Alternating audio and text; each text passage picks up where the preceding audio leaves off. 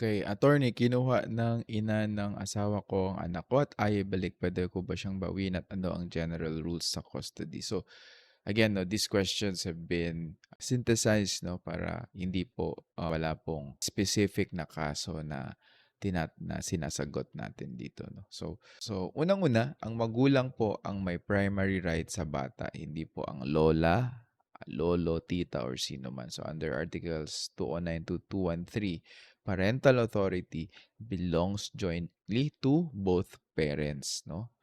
So, kung kasal sila. So, kung hindi kasal, custody belongs exclusively to the mother under Article 176.